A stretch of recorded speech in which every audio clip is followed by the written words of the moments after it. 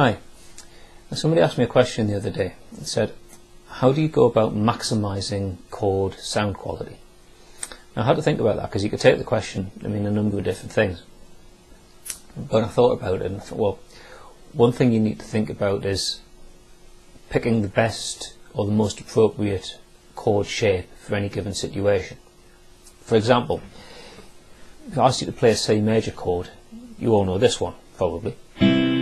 Just an open position C major chord.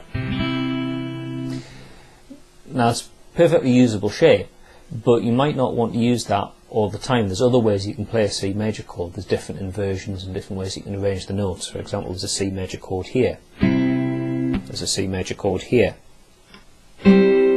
So on. Which means if you're playing a progression around this part of the neck, and then you need to play a C major chord, going down to play this open position one probably isn't the most appropriate. If you're playing chord progression generally around here, you might want to use this one instead. Yeah.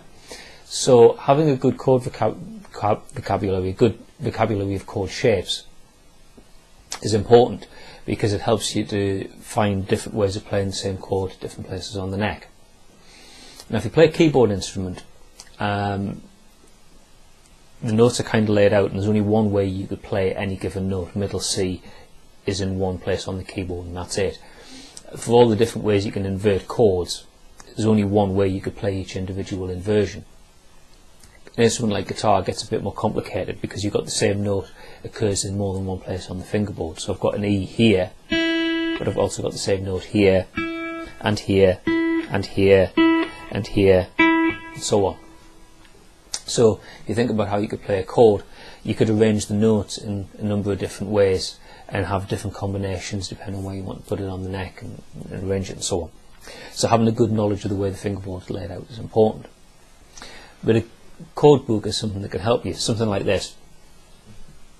Now I got this when I first started playing guitar years ago, and basically it's just loads and loads of chord diagrams arranged by key to help you find them. But basically if you want to know how to play an A major chord, well, there's some shapes there for how to play an A major chord. So it's useful as a piece of reference material. And you can pick these up at your local bookshop or your music store. Come in all shapes and sizes, whether it's something like that to fit into your guitar bag, something more just like a normal book shape and size, or I've seen some sort of like playing card sort of style. So you should be able to find something that's got the right sort of degree of readability and portability for you. But getting something like that's a useful tool because it helps you to expand your chord vocabulary and know lots of different shapes for different chords. And that helps you to get the best value out of a chord progression because you play in different shapes. And if you're getting into writing your own stuff and composing, it means you can be a bit more creative rather than always just falling back onto the same chord shapes. Yeah. And something else to think about as well is being able to play a different type of chord in any given situation. So going back to that example of a C major chord, there's a C major chord here. So if I'm playing in the key of C major and I want to play a C major chord, I can play that. But there's other chord types that occur on the first degree of a major key that I could play. So instead of playing just a straight major chord, I could play, say, a sus4 chord, or I could play a sus2 chord, or I could play a C major 7, or I could play a major 7 sus4, something like that. All sorts of different combinations. Or I could play even, getting into the realm of extended chords like 11 chords. Each sort of chord has its own distinctive sound and is harmonically correct. And this is a very useful way of being able to add more interest into your chord progressions, is just getting away from playing basic chord types and playing something with some like extensions that have their own sound. Now again, you can get the chord shapes from the Chord Dictionary. That's great, but really you need to understand how you can apply them and what chord types are available in any given situation. And that's where having a bit of theory knowledge is really useful. Being able to understand how chords are constructed, and that'll help you to understand what chord types are available in any given situation. Why I could play a major 7 chord, say on the key as a C chord. So instead of playing a C major chord, I could play I could play C major 7 if I'm playing in the key of C major.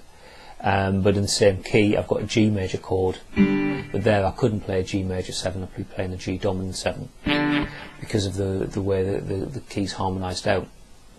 Now if you're not so familiar with the theory side of things, I'll put some links down there in the information section on YouTube to some other videos that talk about chord construction, something to get you started with the theory side of things, because it's important that you understand what you're doing rather than just, picking up shapes and just copying them.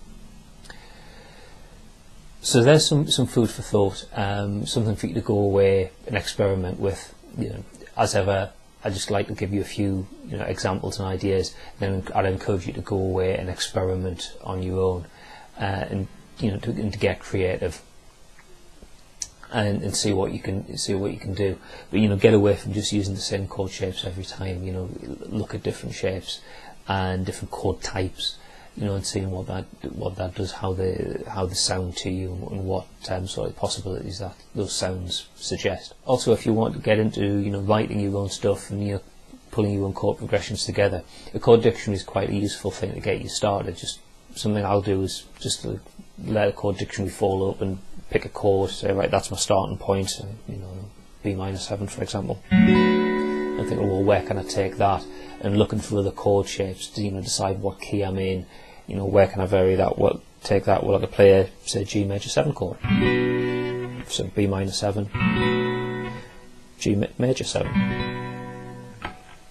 and then take that and, well, where can I go from that? And then build up chord progressions, but all just from one arbitrary starting point.